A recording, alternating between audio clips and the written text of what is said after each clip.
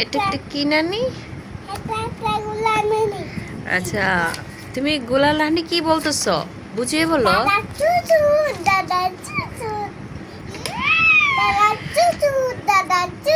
দাদার শ্বশুর? কোন দাদার শ্বশুর? আচ্ছা, তুমি কি পড়ছো? কি পড়ছো বলো?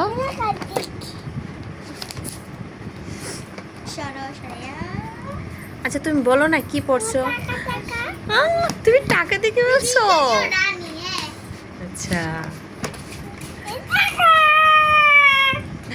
তুমি টাকাটা কি করবে?